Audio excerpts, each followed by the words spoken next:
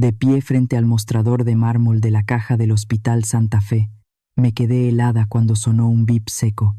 Mi tarjeta bancaria fue rechazada. La empleada me miró con una expresión fría, mientras las señoras elegantes detrás de mí empezaban a susurrar, mirándome como si fuera una vieja estafadora, intentando evitar pagar la cuenta del hospital. Justo cuando la humillación llegó a su punto más alto, mi teléfono vibró. Un mensaje de Diego, mi único hijo. Mañana me caso con Isabela. Para pagar la boda y comprar una mansión nueva, saqué los 7 millones de pesos que mamá tenía ahorrados. La casa de madera de mamá también ya la vendí. Isabela dice que en la casa nueva no hay espacio para gente vieja. Mamá puede quedarse unos días más en el hospital. Adiós. Todo el mundo a mi alrededor pareció derrumbarse, pero en lugar de caer, empecé a reír en medio del vestíbulo del hospital. La gente alrededor me miraba como si me hubiera vuelto loca después de perder todas mis cosas. Pero ellos no saben, y Diego menos que nadie lo sabe, que la casa que él acaba de vender por su cuenta en realidad es una trampa legal de la que nunca va a poder escapar. Hola, mi nombre es Elena Holloway, tengo 64 años. Me alegra mucho que estés aquí. Cuéntame en los comentarios desde dónde escuchaste esta historia para saber hasta dónde ha llegado mi historia. El aire del hospital siempre tiene ese olor punzante, una mezcla de cloro industrial que te quema la nariz y ese aroma lejano de café de olla que flota desde la cafetería. Es un olor que se te pega a la piel y no te deja olvidar que estás en un lugar donde la vida y la muerte se dan la mano. Yo estaba ahí, sentada en una silla de ruedas de metal frío, que me hacía sentir más vieja de lo que soy. Mis piernas, recién operadas para cambiarme la rodilla, estaban envueltas en vendas blancas y apretadas. No sentía mis pies, pero el dolor empezaba a asomarse como agujujas calientes que me pinchaban los huesos. Llevaba puesto ese camisón de hospital tan delgado que me hacía sentir pequeña, casi invisible, en medio del lujo del Hospital Santa Fe. Este es un lugar para la gente que tiene dinero en la Ciudad de México, para los que visten de seda y no se preocupan por la cuenta. Mientras esperaba en el vestíbulo, me puse a pensar si debía llamar a Diego para que pasara por mí. No quería molestarlo en su día de descanso. Ahora que lo pienso, esa consideración mía me parece la cosa más estúpida del mundo. Me acerqué al mostrador de mármol brillante para terminar los trámites de salida. María, la muchacha de la caja que me había saludado con una sonrisa toda la semana, cambió de cara en un segundo. Puso mi tarjeta de Banamex en la máquina y el sonido que salió fue seco. Un bip bip que me heló la sangre. Ella lo intentó de nuevo. Con los labios apretados, detrás de mí, sentí las miradas de las señoras ricas que esperaban su turno. Traían sus pañuelos Hermès y me miraban como si yo fuera una estafadora que intentaba robarse el aire. La cajera me miró con una frialdad que me caló hondo y me dijo que mi cuenta no tenía fondos suficientes. Me faltaban 80,000 pesos para pagar el resto de la cirugía. Yo no lo podía creer. Saqué mi teléfono con las manos temblorosas y abrí la aplicación del Banco de México, pensando que era un error del sistema, pero cuando la pantalla cargó, el corazón me dio un vuelco. 0.00 pesos. Toda mi vida estaba en esos números que ya no existían. 1.7 millones de pesos que había juntado peso tras peso. El dinero de la pensión de viudez de mi Roberto y mis 30 años trabajando como secretaria en el juzgado se habían esfumado. Miré el historial de transacciones y sentí que se me escapaba el alma por los pies. Eran puras transferencias rápidas a la cuenta de mi hijo Diego y a una lista de banquetes y planificadores de bodas. En ese momento no sentí dolor. Sentí un vacío inmenso, como si me hubieran sacado los huesos del cuerpo. Justo cuando pensaba que me iba a desmayar, el teléfono vibró con un mensaje de WhatsApp. Era Diego. Su foto de perfil era él junto a Isabella, brindando con champaña en un departamento de lujo con vista al Paseo de la Reforma. Decía que se casaba mañana en la Catedral Metropolitana.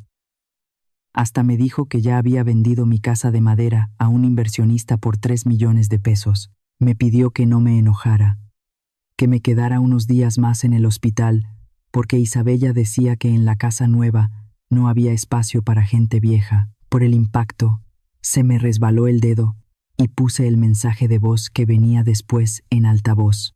La voz chillona de Isabella resonó en todo el vestíbulo. Ella le decía a Diego que me recordara no ir a la boda con mi ropa de pueblo para no arruinarles el evento. Un hombre rico que estaba atrás de mí hizo un ruido con la lengua y dijo que era una lástima. Otra vieja que los hijos echan a la calle. La cajera perdió la paciencia y me empujó las facturas. Me preguntó si tenía a quién llamar o si debía avisar a seguridad por falta de pago. Me quedé viendo fijamente el mensaje donde decía que había vendido mi casa. Reí con ganas, con una fuerza que hizo que María, la cajera, diera un paso atrás, muerta de miedo, pensando que me había vuelto loca. Reí porque Diego, mi hijo el arquitecto brillante, había cometido un error que le iba a costar la vida. El tonto vendió la casa de la calle Mesones, la que tengo rentada a la familia del señor Anselmo con un contrato notariado de largo plazo. La casa donde vivimos, en realidad, pertenece a un fideicomiso a nombre de mi difunto esposo, algo que él nunca podrá tocar. En ese momento, el dolor de madre se apagó y se encendió en mí la secretaria de juzgado, que vio miles de expedientes criminales. Recordé cómo Diego me hizo firmar un poder notarial cuando yo estaba delirando con 40 de fiebre después de la cirugía. Él cree que ganó. Pero vender una propiedad con inquilinos legales, usando firmas obtenidas con engaños, es un delito penal gravísimo en este país. Me limpié las lágrimas de tanto reír y miré a la cajera a los ojos. Mi voz sonó firme, como cuando dictaba sentencias en el tribunal. Le dije que no llamara a seguridad, sino al licenciado Ricardo Valdés. Le pedí que le dijera que Elena Holloway necesitaba iniciar una demanda por despojo de inmediato. Me quité mi anillo de oro con una esmeralda, el único recuerdo de mi madre, y lo puse sobre el mármol. Le dije que lo guardara como garantía, porque iba a volver a pagar cada peso después de asistir a la boda de mi hijo. Sabía muy bien que mañana no solo sería la boda de Diego, sino el funeral de su carrera y de su orgullo. Si fueras tú en ese momento, en medio de ese vestíbulo lleno de gente, ¿qué harías después? Déjame tu opinión en los comentarios. Mientras el taxi me llevaba lejos del hospital, cerré los ojos y el olor a cloro se convirtió en el aroma de las bugambilias y la tierra mojada. Ahí vivía con Roberto en una casita llena de flores, donde la vida era sencilla y el amor nos sobraba. Roberto murió en un accidente de construcción cuando Diego apenas tenía 10 años. Me dejó sola con un niño pequeño que solo soñaba con construir edificios altos. Recuerdo que el día del entierro le entregué a Diego la vieja brújula de su padre. Le dije que esperaba que ese objeto lo ayudara a ir siempre por el camino derecho. Qué tonta fui al creer que un recuerdo podía evitar que el corazón de un hombre se pudriera con la ambición. Para que Diego pudiera entrar a la mejor escuela de arquitectura en la Ciudad de México, tuve que vender la tierra que heredé de mi familia en el pueblo. Era la tierra que mi abuelo me juró que nunca debía perder. Pero por un hijo una entrega hasta el alma. Me vine a la capital y empecé a trabajar en 3 lugares al mismo tiempo. Por la mañana era secretaria en el juzgado. Por la tarde traducía documentos legales y los fines de semana limpiaba casas en las zonas ricas de Polanco. Mis manos se pusieron ásperas y llenas de cicatrices por el esfuerzo. Siempre que Diego regresaba a casa, yo usaba guantes para que no viera lo que me estaba costando su futuro. Quería que él se sintiera orgulloso, no culpable. Diego se graduó con honores. Pronto cambió sus guaraches por trajes caros y empezó a hablar solo de rascacielos. El primer roce fue cuando me pidió que no llevara comida tradicional a su oficina. Decía que el olor de los tamales o del mole echaba a perder el ambiente elegante. Entonces apareció Isabella. La trajo a la casa una tarde de lluvia. Ella entró en mi casita de madera con sus zapatos Louboutin de tacón alto, mirando las paredes como si estuviera entrando a una cueva llena de bichos. Ella era de una familia de transportistas que se estaba yendo a la quiebra, pero mantenía una fachada de lujo que Diego se tragó completita. Quise advertirle que ella parecía más interesada en su puesto de arquitecto que en él, pero me quedé callada por miedo a que me dijera que era una vieja envidiosa. Las humillaciones empezaron a ser constantes, aunque por lo bajo. En la fiesta de cumpleaños de Diego, Isabella me presentó a sus amigos como la empleada que llevaba muchos años con la familia, no como la madre de Diego. Él lo escuchó, se puso rojo como un tomate, pero no dijo nada, solo se dio la vuelta y siguió tomando su champaña. Isabella decía que mi casa vieja le quitaba prestigio a la imagen de Diego. Decía que era una inversión para sus relaciones sociales. Cuando yo le decía que no, Isabella lloraba y lo amenazaba con dejarlo. Ahora comprendo que su debilidad fue el veneno que Isabella usó para preparar sus planes más sucios. El mes pasado, todo llegó a su punto más bajo. Yo acababa de salir de la cirugía de rodilla. La anestesia me tenía la cabeza dando vueltas, y la fiebre de 40 grados no me dejaba ni ver bien. Diego entró a la habitación con un montón de papeles. Nunca lo había visto tan cariñoso. Me dijo que firmara ahí, que eran solo papeles del hospital para que el seguro pagara todo, y yo no me preocupara por los gastos. Vi a Isabella en la esquina del cuarto, grabando con su teléfono mientras yo ponía mi firma, como si estuviera guardando una prueba de que lo hacía por mi voluntad. Mientras yo sufría sola en esa cama de hospital, ellos ya estaban eligiendo el hotel más caro de la ciudad. Pusieron un menú de lujo y compraron cosas que yo nunca imaginé.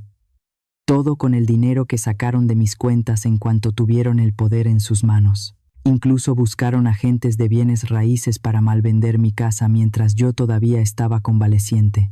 Esa noche, en el hospital, antes de saber la verdad, me sentía bendecida por tener un hijo tan preocupado.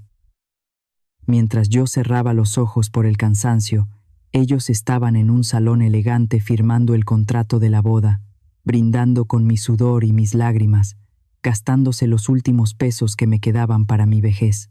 Me dejaron sola en ese cuarto frío, rodeada de máquinas, sin saber que ya me habían robado hasta el techo donde dormir. Terminaron la noche felices, celebrando un futuro que ellos creían asegurado sobre mi ruina. El licenciado Ricardo Valdés llegó al vestíbulo del hospital como un ángel vengador. No solo traía el cheque para liquidar mi cuenta, sino que traía una rabia en los ojos que nunca le había visto en todos los años que trabajó con mi difunto esposo. Ricardo me miró con una tristeza profunda, con los ojos casi rojos, y me dijo que Roberto nunca perdonaría a su hijo por esto. Me dijo que él tampoco lo haría. Intentaron traerme una silla de ruedas para salir, pero la rechacé. Me levanté sobre mis propias piernas, ignorando los pinchazos de dolor que me subían por la rodilla recién operada. Quería dejar ese hospital como una mujer libre, no como una prisionera de la traición de mi propio hijo. En ese momento, dudé si contarle a Ricardo que me había reído frente a la cajera, pero preferí guardar ese frío en mi pecho. La frialdad, ahora, era mi mejor herramienta.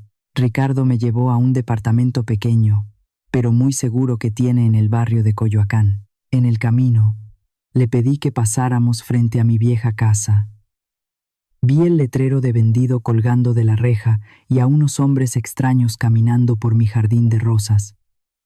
Ese que cuidé con mis propias manos por 20 años. Lo peor fue ver a Isabella en el balcón. Estaba ahí, parada con aire de grandeza, señalando mis cosas y dándole órdenes a unos mozos para que sacaran mis muebles a la calle como si fueran basura. Se me apretó el corazón al ver los recuerdos de mi vida tirados en la banqueta, pero respiré hondo. Me dije a mí misma que la dejara disfrutar su papel de dueña unas cuantas horas más. Su caída iba a ser mucho más estrepitosa desde esa altura. No perdimos tiempo. Le pedí a Ricardo que me llevara de inmediato a la casa de la calle Mesones. Esa es la propiedad que Diego cree que vendió con éxito. Al llegar, el caos era total. La familia del señor Anselmo, mis inquilinos de toda la vida, estaban aterrorizados. Unos tipos con tatuajes y cara de pocos amigos los estaban amenazando con echar sus cosas a la calle para entregar la casa al nuevo dueño. Me paré frente a esos delincuentes y les grité con una voz que no admitía réplicas. Les dije que ese contrato de arrendamiento tiene 5 años de vigencia y está notariado. Les advertí que si daban un paso más sin una orden judicial, yo misma me encargaría de que terminaran en la cárcel por despojo y allanamiento de morada. Los tipos se miraron entre ellos, murmuraron algunas maldiciones y se largaron al ver que venía acompañada de un abogado de peso. Fuimos a buscar al jefe de cirugía, un viejo amigo de mi Roberto. Le pedimos el expediente detallado de mi operación, específicamente lo que pasó el día 16 del mes pasado. Ahí estaba la prueba de oro. El registro clínico decía claramente que yo, Elena Holloway, estaba en estado de delirio, con una fiebre de 40 grados y bajo los efectos de analgésicos muy fuertes que nublaban mi conciencia. Con eso en la mano, cualquier firma en un poder notarial quedaba anulada legalmente. Diego pensó que era muy listo, pero dejó huellas por todos lados. Ricardo no se quedó conforme y rastreó el poder notarial hasta una oficina pequeña en las afueras de la ciudad. Resultó ser una notaría de mala muerte, manejada por un tipo con fama de hacer chuecuras. Encontramos que el sello de la certificación tenía fecha del día que yo estaba en la unidad de cuidados intensivos. Era imposible que yo hubiera firmado nada ahí. Empecé a armar una línea del tiempo detallada, separando cada mentira y cada movimiento ilegal de Diego. Lo hice con la misma precisión con la que armaba los expedientes criminales en el tribunal. Diego no sabía que estaba despertando a una experta en leyes, no a una madre sumisa. Luego vinieron los números. Ricardo usó sus contactos en el banco para ver a dónde se habían ido mis 1.700.000 pesos.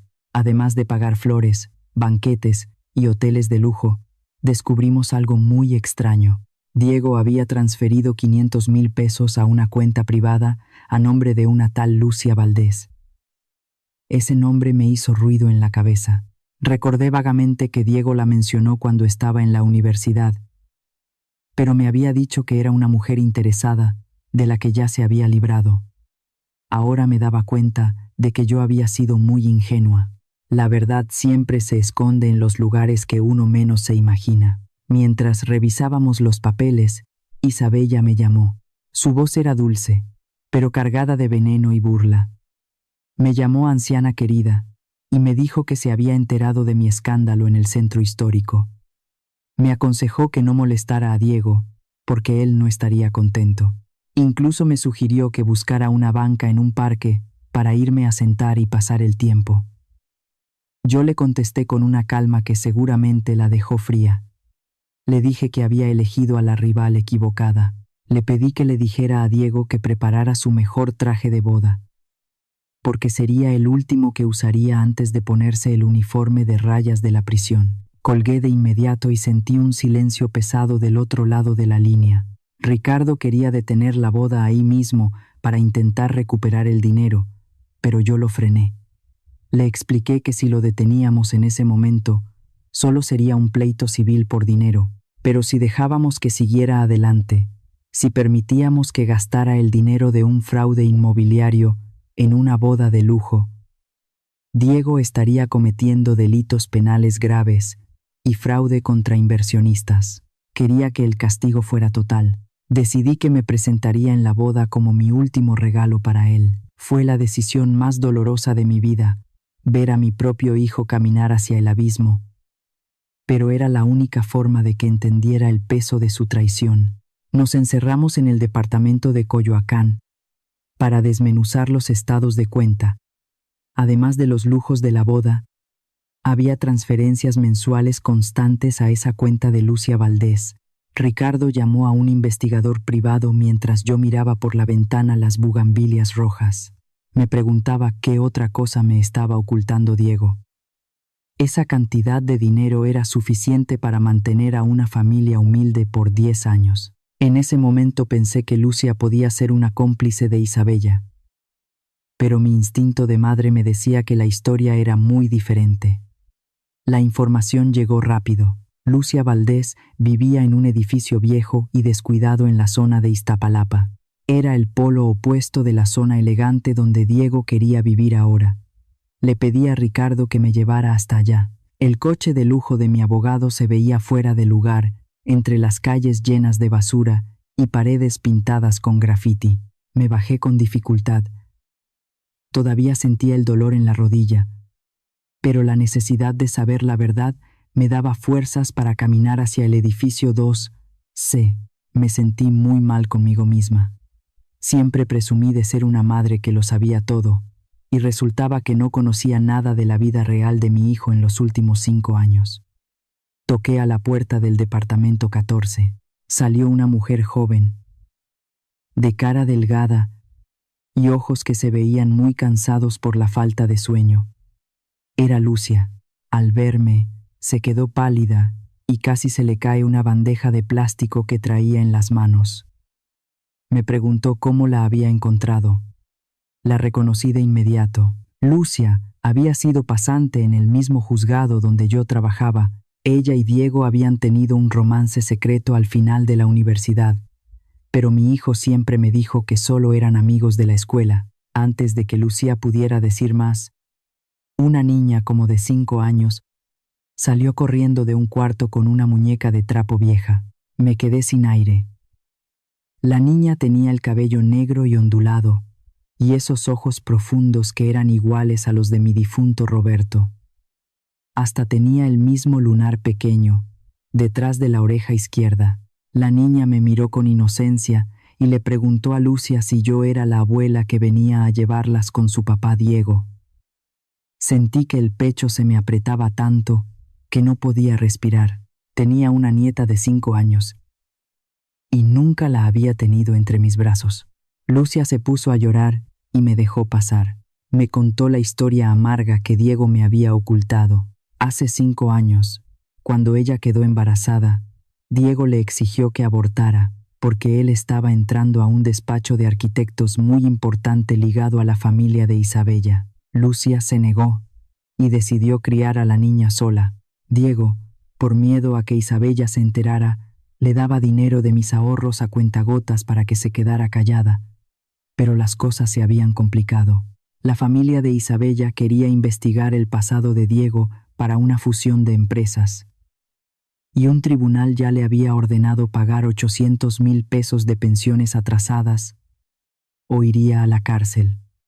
Entonces entendí todo. Diego no solo me robó para la boda, me robó 1,700,000 pesos para pagarle esa deuda a Lucia y obligarla a firmar un acuerdo donde ella aceptaba desaparecer de su vida para siempre. El resto del dinero lo quería para presumir riqueza frente a sus suegros ricos. Lucia me enseñó el papel que Diego la obligó a firmar la semana pasada. En ese documento, mi hijo la amenazaba con usar el poder de la familia de Isabella para quitarle la custodia de la niña. Si hablaba, me di cuenta de que mi hijo se había convertido en un monstruo que veía a su propia sangre como una deuda que debía borrar. Abracé a la pequeña Sofía. La niña olía a leche y a jabón barato. Ella no sabía que su papá se estaba casando con otra mujer usando el dinero que debería ser para su futuro. Ella ya estaba lista para huir con los primeros 500,000 pesos que Diego le dio, porque le tenía mucho miedo. Le dije con una voz muy firme que no tuviera miedo y que no huyera más. Le dije que yo no solo era la abuela de Sofía, sino una experta en leyes, y que iba a recuperar cada centavo y la dignidad que Diego les había robado. Le pedí a Ricardo que preparara otra demanda de inmediato. Íbamos a acusar a Diego por incumplimiento de obligaciones familiares y por amenazas. Mi plan cambió por completo. Quería que Diego se viera obligado a arrodillarse frente a Lucia y frente a la niña el mismo día de su boda. Miré la foto de Diego con Isabella en un periódico que estaba sobre la mesa de Lucia. Era una boda de $1,000,000 construida sobre el abandono y la mentira. Me dije a mí misma que esa boda sería el lugar donde la verdad iba a quemar todas sus máscaras de lujo. Diego me llamó por teléfono mientras yo estaba sentada en el departamento de Ricardo. Su voz sonaba extraña, con una culpa fingida que me dio náuseas. Me dijo: «Mamá, espero que sigas bien en el hospital. He tenido tanto trabajo que no he podido ir a verte, pero te prometo que después de la boda te llevaré a un lugar mejor». Era una mentira tras otra, dichas con una ligereza que me partía el alma, pero lo peor fue lo que escuché de fondo. Isabella le susurró, pensando que yo no oía: «Pregúntale si se va a quedar quietecita en el hospital. No quiero que se presente con su cara de pueblo a avergonzarme frente a mis invitados». Yo le contesté con una voz débil, fingiendo que apenas podía respirar. Le dije que me sentía muy mal, que no podía ni moverme de la cama. Le deseé felicidad con mi dinero y con mi casa, usando un tono que lo hiciera creer que ya me había rendido. En ese momento tuve ganas de gritarle todas sus verdades, de insultarlo por su bajeza, pero me aguanté. Como decía mi abuelo, el mejor cazador es el que sabe hacerse el muerto. Colgué el teléfono y sentí un frío amargo. Diego me aseguró que había tomado mi dinero solo como una inversión para nuestro futuro juntos, y que me daría una parte cuando terminara de vender la casa. Él no sabía que yo estaba grabando cada palabra de esa llamada. Esa era la prueba definitiva de que él aceptaba haber tomado mis ahorros sin permiso, bajo el disfraz de una supuesta inversión. Diego cortó la comunicación sin preguntarme ni una sola vez si me dolía la rodilla o si tenía dinero para mis medicinas.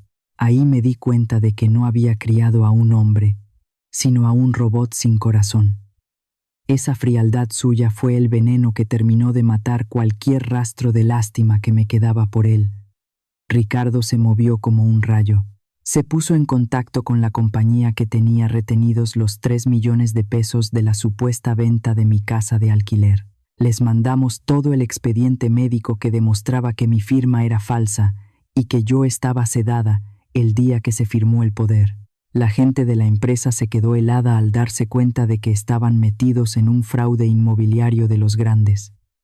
Aceptaron congelar el dinero de inmediato, pero, a petición mía, le mandaron un correo electrónico falso a Diego diciéndole que su dinero estaría disponible justo a las 6 de la tarde del día siguiente, exactamente cuando empezara el banquete de su boda. Quería que estuviera confiado, que se sintiera el hombre más rico del mundo antes de que el suelo se le abriera bajo los pies. Aproveché mis viejos contactos en el juzgado, hablé con jueces que conocían mi trayectoria y logramos que se firmara una orden de arresto urgente. El investigador privado también entregó las pruebas de las amenazas de Diego contra Lucia. Todo el expediente fue a parar a la oficina de la Policía Económica. Ricardo me miró con una sonrisa triste y me dijo que todo estaba listo, que la policía aparecería justo cuando Diego creyera que lo tenía todo. Pero yo quería más. Quería que Isabella y su familia también sintieran el golpe. Mandé un mensaje anónimo a los padres de ella, diciéndoles que Diego estaba hundido en deudas y que tenía una hija secreta de 5 años. Les pedí que cuidaran su dote. Ricardo hackeó las cámaras de la oficina de Diego y vimos cómo los padres de Isabella llegaban furiosos a reclamarle. Les dijo que yo estaba a punto de morir y que toda la herencia de los Holloway pasaría a sus manos muy pronto. La familia de Isabella, que también está en la ruina, decidió ignorar la verdad para jugarse su última carta. Son unos buitres esperando comerse un cadáver, y se merecían la humillación tanto como mi hijo. La noche antes de la boda no pude dormir. Encendí una vela frente a la foto de mi esposo Roberto. Le pregunté en voz baja si me odiaba por lo que estaba a punto de hacer, por meter a nuestro único hijo a la cárcel, pero luego cerré los ojos y vi la cara de la pequeña Sofía en ese cuarto húmedo de Iztapalapa. Vi a mis inquilinos asustados por los matones. Entendí que amar a un hijo no es tapar sus pecados, sino obligarlo a pagar para que pueda volver a nacer. Me preparé como quien se prepara para una batalla. No elegí un vestido de fiesta de colores alegres. Busqué un vestido de seda negra, elegante y frío, y me puse el collar de perlas que Roberto me regaló hace años. Ese vestido no era para una boda, era para el funeral de la decencia de mi hijo. Preparé una cajita de plata, pero dentro no puse joyas ni dinero. Puse las órdenes judiciales de embargo y la demanda por la pensión de Sofía. Finalmente llamé a Lucia. Le pedí que mañana vistiera a Sofía con su mejor vestido rosa. Le dije que entrara al salón de la boda con valentía cuando yo le hiciera la señal. Le aseguré que a partir de mañana nadie volvería a amenazarlas. Colgué el teléfono y respiré hondo. Sentí el pinchazo en mi rodilla, pero el dolor del alma era mucho más fuerte. El Hotel Reforma brillaba con una luz que cegaba. El salón principal estaba lleno de miles de orquídeas blancas, las flores más caras que pudieron encontrar, pagadas con el sudor de mi frente y la traición de mi hijo.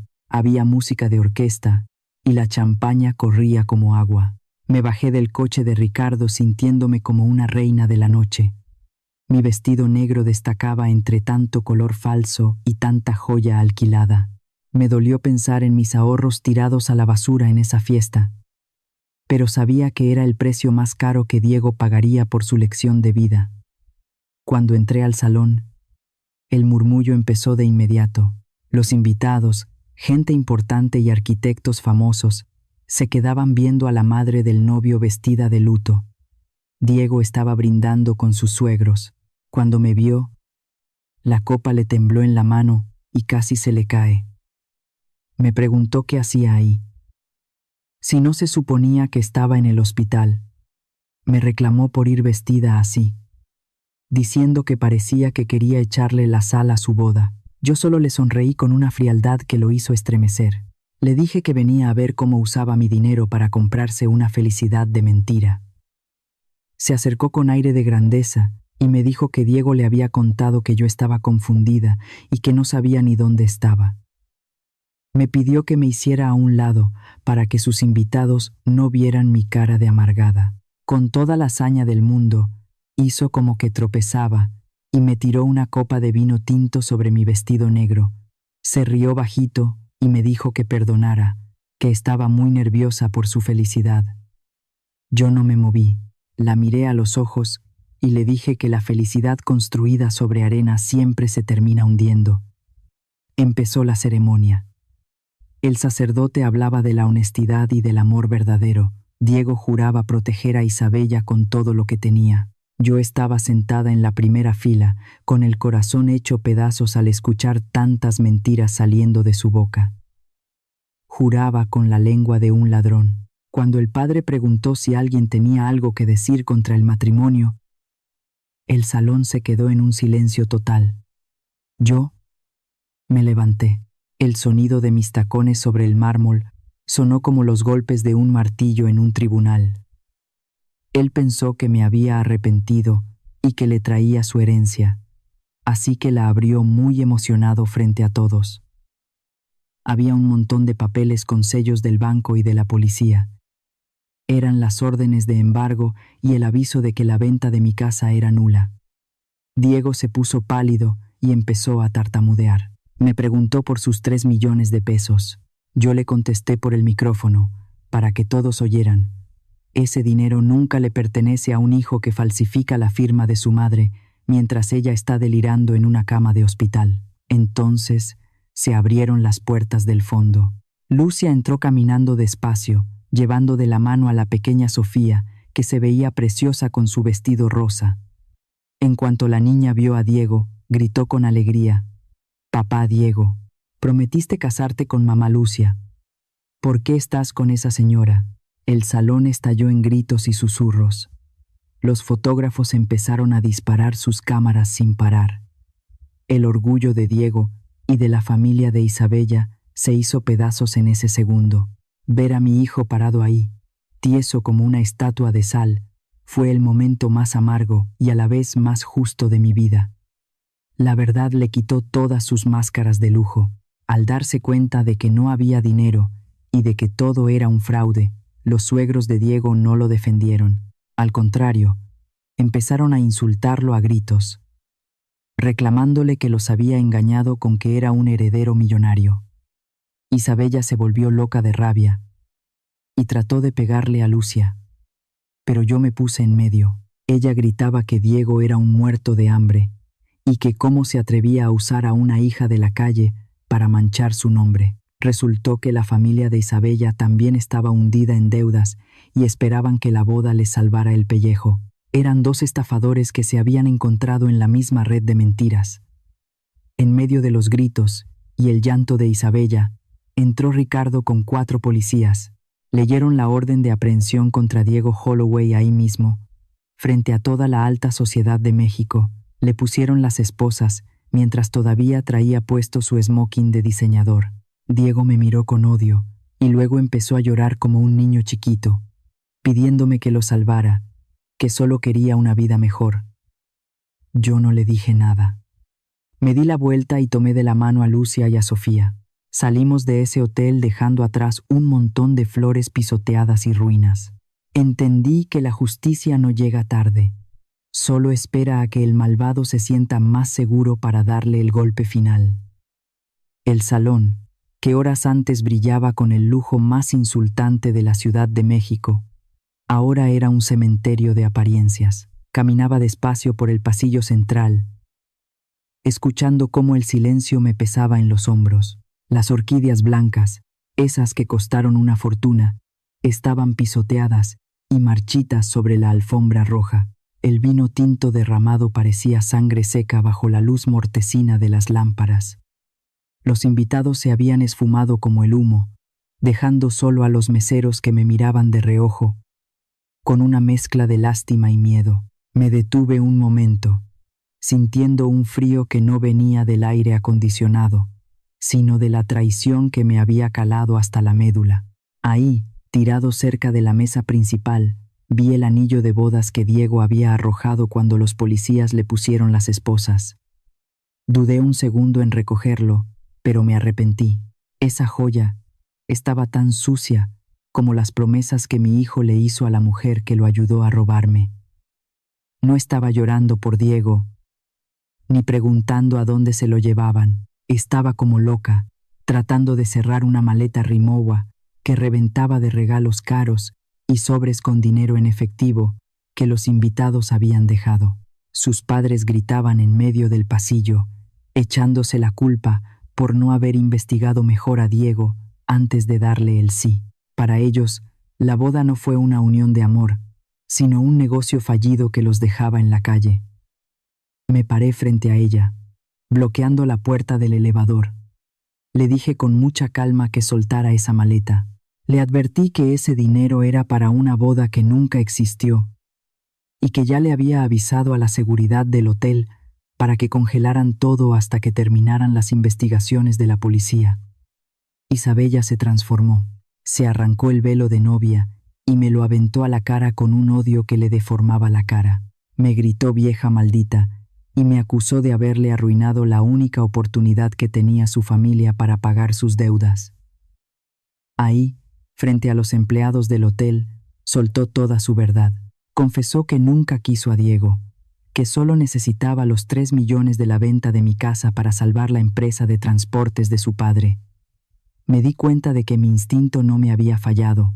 Eran 2 buitres que intentaron comerse el uno al otro y ahora se estaban despedazando al ver que el cadáver ya no tenía carne. La dejé ahí, gritando como una loca, mientras Ricardo me ayudaba a subir al coche.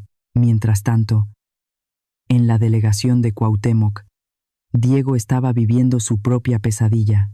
Me contó Ricardo, después que Diego se veía ridículo, sentado en el banco de cemento, con su esmoquín arrugado y la cara llena de sudor. Bajo la luz fría de las lámparas de neón, se veía pálido, casi transparente. Diego gritaba que quería llamarme, que necesitaba que su mamá fuera a sacarlo de ahí. El oficial de turno solo movió la cabeza y le dijo que no se hiciera ilusiones. Le aclaró que fui yo, su propia madre, quien entregó las pruebas para hundirlo. Mi hijo se quedó mudo, dándose cuenta por primera vez de que ya no tenía a quién manipular. La cosa se puso peor para él cuando llegó el señor Martínez a la delegación. Don Martínez es el hombre que le dio el enganche para comprar mi casa de alquiler. El pobre hombre estaba fuera de sí. Le gritó estafador y le reclamó que le hubiera mentido diciendo que yo ya estaba muerta. Don Martínez lloraba de rabia porque Diego se gastó los ahorros de su familia en una fiesta de una noche. Esa mentira, decir que su madre había fallecido para vender la casa más rápido, fue el clavo final en el ataúd de su honor. En cuestión de horas, el hashtag #BodaFraude se hizo tendencia en las redes sociales. Las fotos de Diego esposado, con su traje de novio, y la imagen de la pequeña Sofía entrando a la iglesia estaban por todo Twitter y TikTok. El escándalo fue tan grande que el despacho de arquitectos, donde trabajaba, mandó un comunicado esa misma noche. Lo despidieron de inmediato y borraron su nombre de todos los proyectos por falta de ética profesional. Diego siempre quiso ser famoso en los círculos de lujo de la Ciudad de México y lo logró, pero de la forma más vergonzosa posible. Ricardo manejaba en silencio mientras la lluvia empezaba a caer sobre el paseo de la Reforma. Me preguntó si de verdad quería seguir con la demanda. Me dijo que si retiraba los cargos, Diego podría alcanzar una fianza y salir con una sentencia suspendida. Me quedé mirando las luces borrosas de la calle por un buen rato. Luego miré hacia el asiento de atrás, donde la pequeña Sofía dormía profundamente en el regazo de Lucia. Le dije a Ricardo que si lo salvaba ahora, Diego nunca entendería el valor de la verdad. Esa noche tomé una decisión de hierro. Le pedí a Ricardo que no contestara ninguna llamada de los abogados que Diego intentara contratar. Quería que el expediente fuera impecable, que se reclamara hasta el último peso para asegurar el futuro de Sofía. Entendí que mi debilidad como madre había sido la cómplice de su maldad. A partir de ese momento, dejé de ser la mamá de Diego para convertirme en la voz de la justicia. Sentí que por fin le estaba cumpliendo a mi Roberto, protegiendo a la familia con la verdad, aunque esa verdad nos quemara a todos. Diego no se iba a quedar de brazos cruzados, usando un dinero en efectivo que todavía tenía guardado en su oficina. Contrató a Alejandro Silva. Silva es lo que todos conocemos como un abogado tiburón, de esos que solo defienden a gente de cuello blanco y que cobran una fortuna por ensuciar el nombre de cualquiera. Lo vi entrar al juzgado con una arrogancia que me revolvió el estómago. Silva declaró a los periodistas que todo esto era una trampa de Lucia para sacar dinero y que yo era una pobre anciana que no sabía lo que hacía porque estaba mal de la cabeza después de su operación. Cuando entramos a la primera audiencia, Diego me lanzó una mirada cargada de rencor. Estaba sentado junto a su abogado, susurrándole cosas al oído y apuntándome con el dedo. Me dolió verlo así, mirándome como si yo fuera su peor enemiga. Por un segundo sentí que el corazón se me hacía chiquito, pero sentí la mano de Lucia temblando junto a la mía y recuperé la fuerza. No podía dar marcha atrás. Diego empezó su actuación frente al juez. Lloró lágrimas de cocodrilo y dijo que yo firmé el poder porque sabía que ya no podía manejar mis cosas. Presentó a una enfermera de nombre Ortega, una mujer que di sobornado con 50,000 pesos. Esa mujer juró frente al juez que yo hablaba sola en el hospital y que no reconocía a mi propio hijo. Dijo que me vio firmar los papeles muy contenta, pidiéndole a Diego que se encargara de todo. La mentira era tan descarada que Ricardo se levantó a protestar con mucha fuerza. La gente en la sala empezó a murmurar y sentí que la opinión del juez empezaba a dudar. Diego me miró con una sonrisa burlona, creyendo que ya me había ganado. Pero Ricardo tenía un as bajo la manga. Presentó los estados de cuenta bancarios, pero cruzados con el registro médico de la cirugía. Le demostró al juez que las transferencias más grandes se hicieron exactamente cuando yo estaba en la mesa de operaciones, bajo anestesia general. Ricardo acorraló a la enfermera Ortega. Le preguntó ¿Cómo era posible que una paciente dormida y entubada pudiera estar platicando y firmando papeles al mismo tiempo? La mujer empezó a sudar y a trabarse. Luego, Ricardo soltó el golpe final. Enseñó el depósito de 50,000 pesos que apareció en la cuenta de la enfermera, justo el día después de que yo salí del hospital. La mujer se desmoronó, y el juez ordenó que la detuvieran ahí mismo por falso testimonio. Lo que Diego no se esperaba era que Isabella lo iba a apuñalar por la espalda. Ella fue llamada a declarar como cómplice. Con una voz fría y sin una gota de remordimiento, confesó que Diego le presumía cómo me engañaba. Dijo que Diego se burlaba de mí, llamándome vieja tonta, y que le había asegurado que yo ya estaba con un pie en la tumba. Isabella declaró que ella solo era una víctima más de los engaños de Diego, y que él le juró que yo ya había muerto. Diego se quedó helado, viendo cómo la mujer por la que dio todo lo pisoteaba para no ir a la cárcel. Puso una grabación de una llamada que Diego le hizo 3 días antes de la boda. En el audio se oía la voz de Diego, pero no era la voz dulce de mi hijo, sino un rugido lleno de odio. Decía que yo era una vieja que ya se iba a morir y que ese dinero le pertenecía a él por derecho. Amenazó a Lucia con hacerla desaparecer si se atrevía a arruinarle el negocio con la familia de Isabella. El silencio en la sala de la corte fue total. Hasta los periodistas dejaron de escribir. El juez miró a Diego con un asco que se le notaba en los ojos. El abogado Silva, desesperado, pidió que me hicieran un examen mental ahí mismo. Quería demostrar que yo no tenía capacidad de juicio. Me levanté de mi asiento, rechacé el brazo de Ricardo y caminé derecha hasta el estrado de los testigos. No lloré, no pedí clemencia. Empecé a recitar de memoria los artículos del Código Penal mexicano sobre falsificación de documentos y fraude inmobiliario. Les di las fechas exactas, los montos de cada transferencia y los saldos de mis cuentas hasta el último centavo. Miré a Silva a los ojos y le pregunté si una mujer con demencia podría desmantelar su estrategia legal en 5 minutos. El abogado se quedó callado, sin saber qué responder. Fueron 30 años trabajando en esos pasillos, oliendo el papel de los expedientes y escuchando sentencias. Diego se olvidó de que su madre no era solo una señora que hacía tamales, sino una mujer que conocía las entrañas de la justicia. El juez no necesitó más. Ordenó que se asegurara la oficina de Silva para investigar los sobornos y le negó la fianza a Diego. Mi hijo se derrumbó sobre la mesa, escondiendo la cara entre las manos. Ya no quedaba nada del arquitecto arrogante.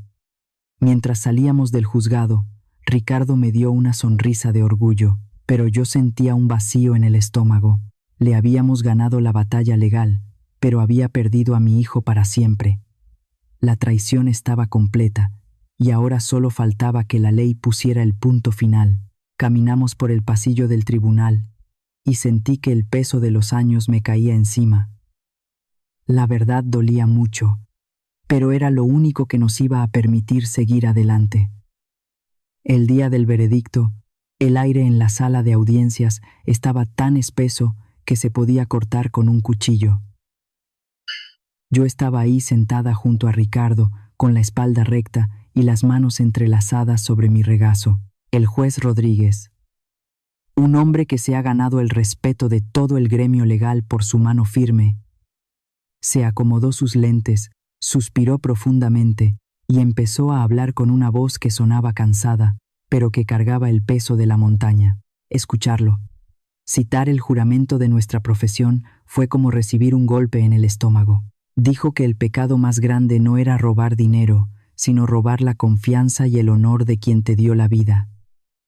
Mi hijo, el que hace meses caminaba como si el suelo no lo mereciera, ahora estaba ahí con los hombros encogidos y la cara clavada en el piso. Ya no quedaba rastro del arquitecto exitoso. La sentencia fue clara y pesada. Diego Holloway fue condenado a 7 años de prisión efectiva por falsificación de documentos públicos, fraude inmobiliario y el incumplimiento de las obligaciones de asistencia familiar. Además, el juez le impuso una multa enorme para compensar el daño moral que nos hizo a Lucía y a mí. cuando los guardias se acercaron y le pusieron las esposas. El sonido del metal chocando hizo un eco frío en toda la sala. Diego me miró un segundo. No vi odio en sus ojos, sino una especie de vacío que me dio escalofríos. Pensé que 7 años es mucho tiempo para una vida, pero quizás sea poco para limpiar toda la ambición que se le metió en la sangre. Luego le tocó a Isabella. Ella no se fue limpia. Aunque no pisará la cárcel de inmediato, le dieron 2 años de sentencia suspendida y 500 horas de trabajo comunitario por ser cómplice y ocultar los delitos de Diego. Pero lo que más le dolió a esa mujer fue el bolsillo y su orgullo de plástico. El juez ordenó confiscar todos los regalos de la boda, las joyas caras y hasta ese vestido de novia, de diseñador, para rematarlos y devolverle su dinero a la gente que Diego estafó.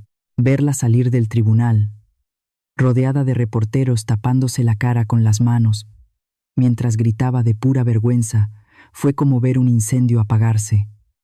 La alta sociedad de México ya le había puesto la cruz. Nunca más volvería a entrar a sus círculos de lujo. Ricardo me dio la noticia que más esperaba. Logramos congelar el 1.700.000 pesos antes de que los banqueteros y los hoteles se los gastaran por completo. El Hotel Reforma tuvo que devolver lo que no se usó, porque el contrato era ilegal. Todo el dinero que recuperamos de las cuentas de Diego lo pusimos en un fondo para la pequeña Sofía. Yo no quise tocar ni un centavo de esa lana.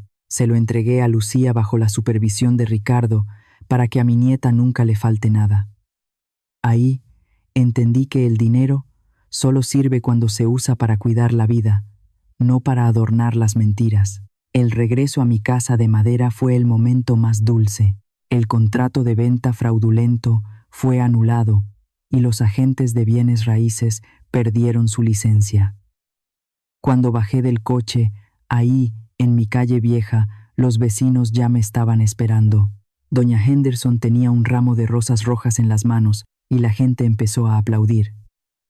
Entrar a mi sala, ver las fotos de Roberto y sentir el olor a madera vieja me dio una paz que no puedo explicar. La casa volvía a ser un hogar y no una moneda de cambio.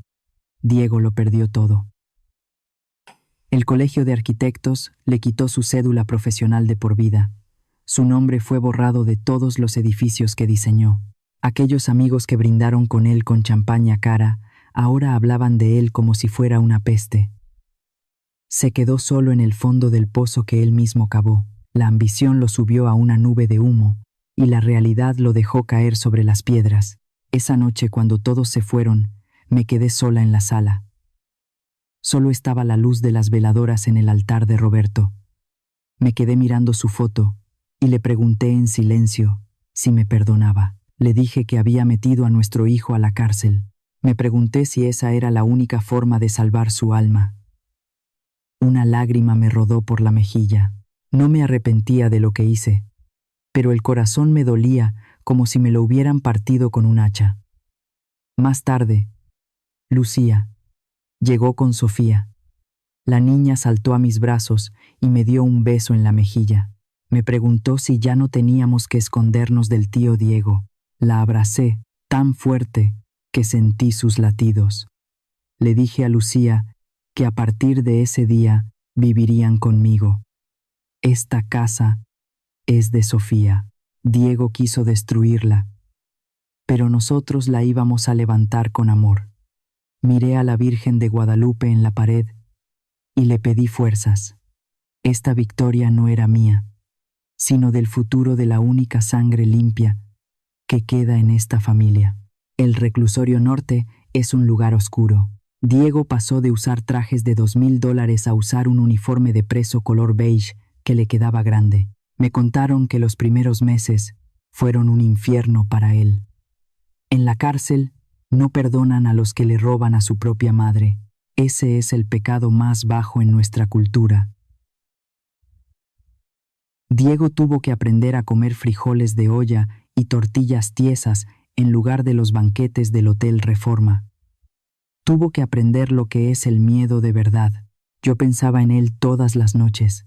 A veces me daban ganas de mandarle un poco de dinero para que comiera mejor o para que no le faltara nada. Pero luego veía las manos de Lucía todas llenas de harina y de callos por hacer pan para vender y me aguantaba. Diego necesitaba saber lo que cuesta ganarse la vida con el sudor de la frente. El castigo no es odio. Es la medicina que le faltó durante tantos años de mimos. Isabella terminó de demostrar quién era. Diego esperaba que ella lo visitara, que le jurara amor eterno, pero lo único que recibió fue una demanda de sus abogados. Ella quería que Diego le pagara por haber manchado su nombre. Poco después nos enteramos de que ya andaba saliendo con otro hombre rico. Diego cambió a su madre por un amor que valía menos que un billete falso. Fue una lección amarga, pero necesaria. Mientras tanto, nuestra vida en la casa de Maple Drive cambió por completo. La cocina se llenó de olor a pan recién horneado. Lucía puso una pequeña panadería en la parte de atrás y le va muy bien. Yo me encargo de Sofía. Le enseño a leer y le cuento historias de su abuelo Roberto. Le digo que el abuelo era un hombre de palabra que nunca decía mentiras. Yo ya no bajo la cabeza cuando voy al mercado. No soy la mamá de un delincuente. Soy la mujer que defendió su dignidad y la de su nieta. Me siento más joven, más viva. La risa de Sofía fue el remedio que me curó las heridas de la traición. A los 3 meses llegó la primera carta de Diego. Me temblaron las manos al abrirla. Solo se quejaba de que la celda era fría, de que la comida era mala, y me pedía que usara mis influencias para sacarlo de ahí. Decía que si lo ayudaba prometía no volver a ver a Lucía ni a la niña. Cerré los ojos de pura vergüenza. Todavía las veía como un estorbo, no como su familia. Diego quiso seguir siendo el arquitecto arrogante dentro de la cárcel, y un grupo de presos le dio una golpiza que casi lo mata. Estuvo un mes en la enfermería del reclusorio. Ahí, solo con el dolor de sus huesos rotos, empezó a tener visiones de su padre. Recordó cuando Roberto lo cargaba en hombros y le decía que un hombre sin honor no es nadie. Por primera vez, Diego se vio en un espejo y no reconoció al monstruo que se había vuelto. Se dio cuenta de que su padre estaría avergonzado de él.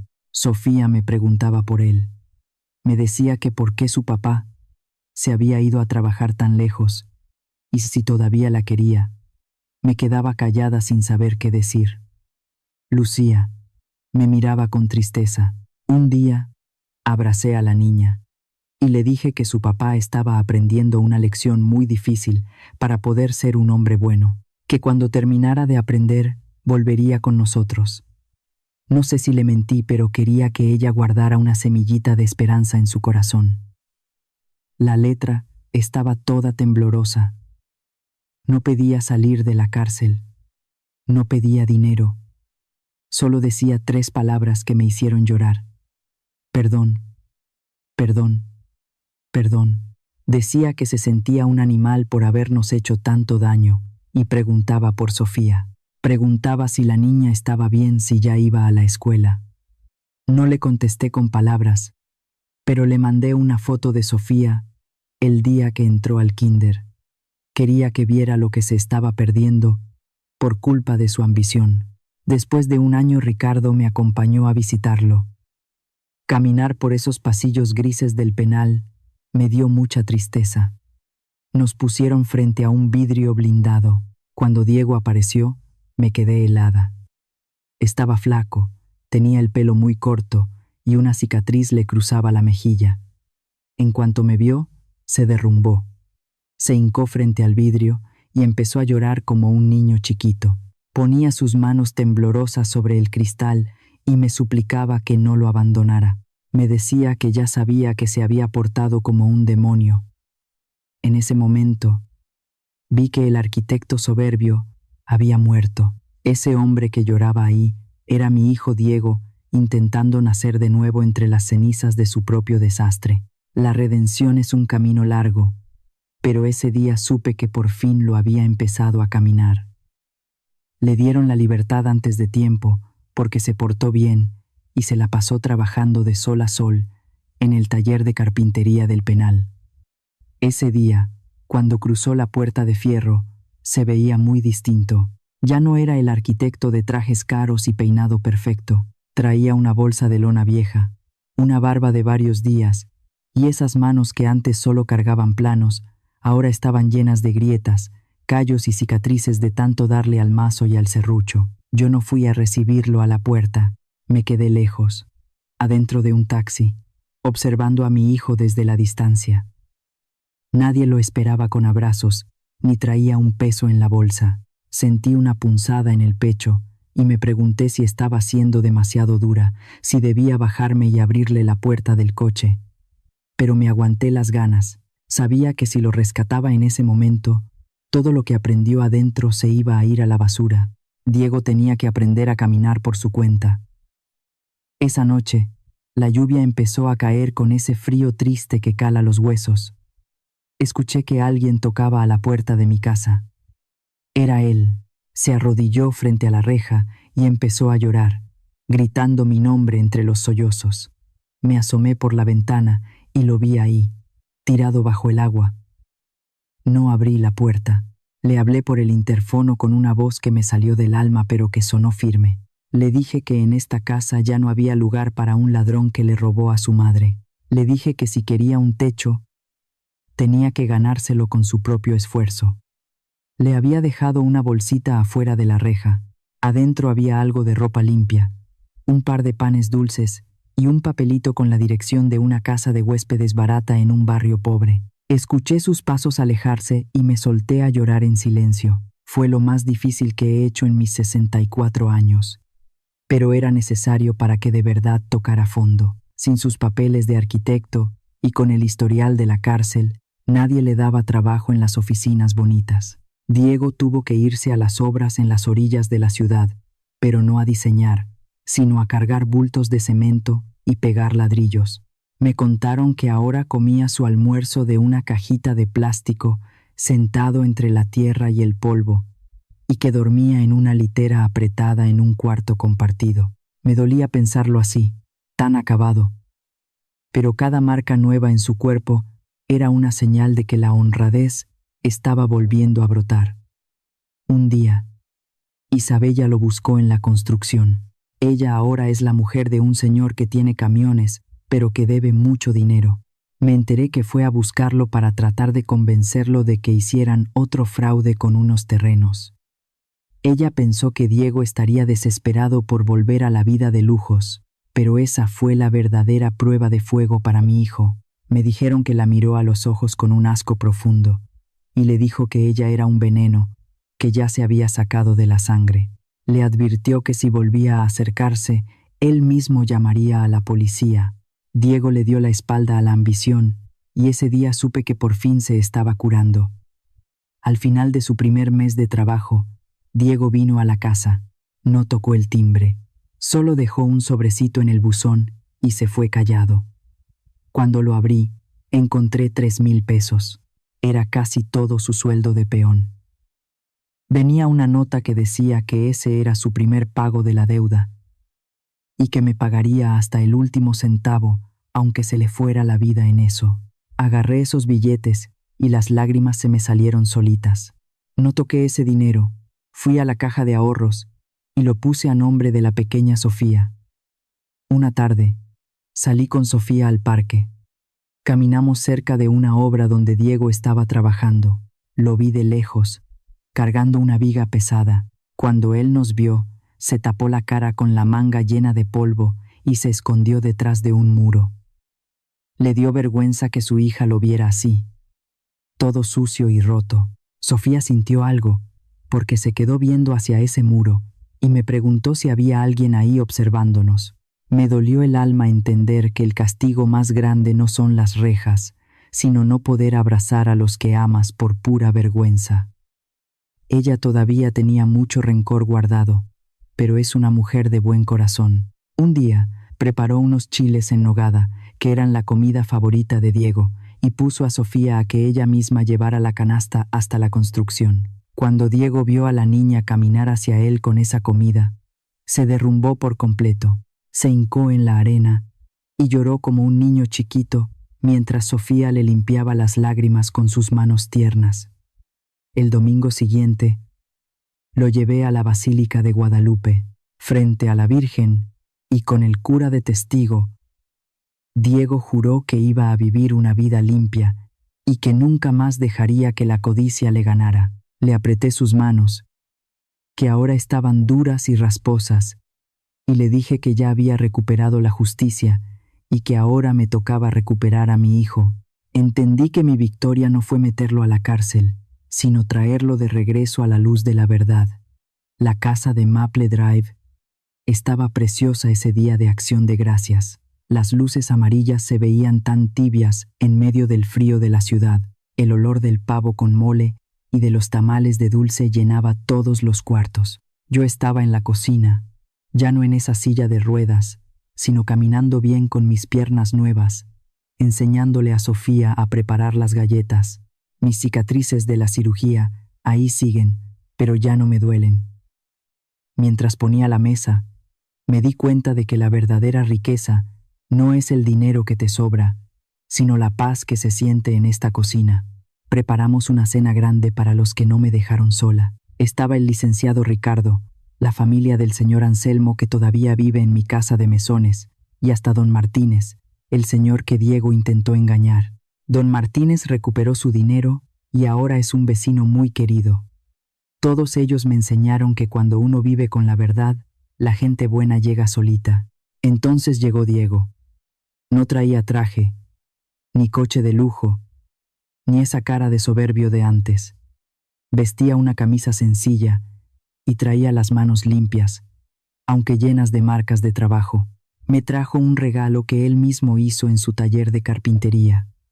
Una mesita de madera de roble preciosa, tallada a mano durante todo un mes. Era su forma de pedir perdón. Diego no buscó el lugar de honor en la mesa.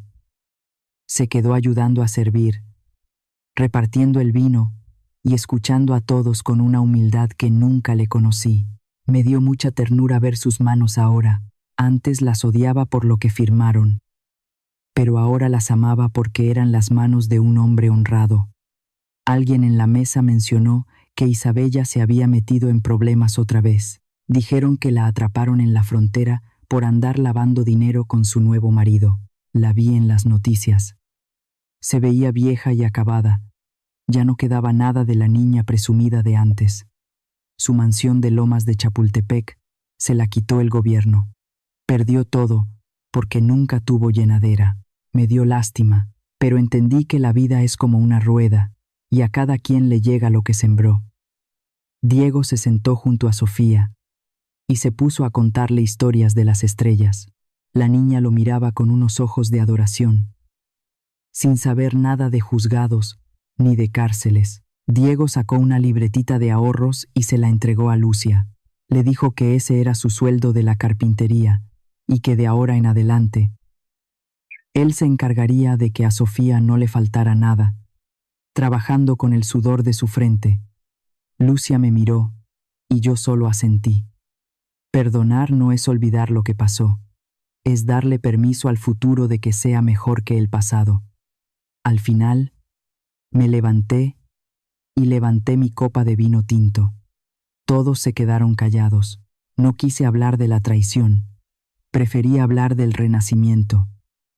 Miré a Diego y le dije que ya me había pagado cada peso de la deuda, pero que la deuda más grande era con el honor de su padre, y que esa se paga portándose bien todos los días de su vida.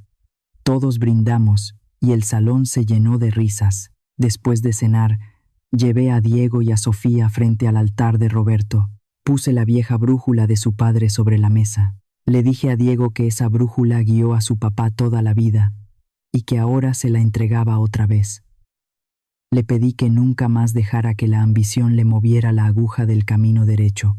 Diego se hincó, tocó la foto de su padre y lloró bajito. Ahí supe que por fin mi hijo era un hombre de verdad. Me salí al balcón a ver las luces de la ciudad. Ricardo se acercó y me tomó la mano con cariño. Me sentí fuerte, entera, A mis 64 años, no solo protegí mi dinero y mi casa, sino que salvé el alma de mi familia. Me sentí muy afortunada, porque me atreví a elegir el camino más duro, el de la justicia que nace del amor. Si todavía estás escuchando esta historia, por favor pon el número 1 en los comentarios para saber que llegaste hasta aquí. Espero que mis palabras te sirvan de algo. Para las madres, amen a sus hijos con límites. No los cubran de los rayos del sol. Dejen que sientan el calor de sus actos. Protegerlos de las consecuencias es dejarlos indefensos ante la vida. Para los hijos, no vean a sus padres como una mina de oro. Ellos son la raíz que les da vida. Si cortan la raíz por un poco de lujo, se van a secar en cuanto llegue la primera tormenta. Sobre la ambición, es como un bicho que te come por dentro. Diego pensó que el dinero era la salida, y resultó ser su prisión. No construyan su felicidad sobre el dolor de los que más los quieren. Para los nuevos en la familia, si alguien llega a su casa y lo primero que hace es tratar de apartarlos de su gente, tengan cuidado. El amor de verdad suma, no resta. Sobre la justicia. A veces la justicia duele, como una medicina amarga, pero es la única que cura el alma de verdad. No tengan miedo de pedirla, aunque sea contra su propia sangre. Recuerden siempre, no importa la edad que tengan, ni qué tan abajo sientan que están, siempre tienen el poder de levantarse y exigir respeto. No se aguanten las humillaciones por miedo. Usen la inteligencia y la ley para cuidarse. La verdad siempre sale a flote. Solo hay que tener el valor de esperarla. ¿Y tú qué piensas de la decisión que tomó esta madre? Si hubieras estado en su lugar, en medio de una traición así, ¿habrías hecho lo mismo o habrías elegido otro camino? Cuéntamelo en los comentarios. Me gusta leer cada opinión, porque muchas veces las mejores reflexiones nacen justamente de las historias más difíciles. Si esta historia te hizo pensar, sentir o recordar algo importante, apóyala con un like, compártela con alguien que también pueda encontrar una enseñanza en ella, y suscríbete al canal para no perderte las próximas historias. Nos vemos muy pronto en el siguiente relato. Somos Antes del Silencio, un espacio donde las historias nos acompañan a lo largo de los años, ayudándonos a encontrar calma, fortaleza y un poco de verdad dentro del corazón.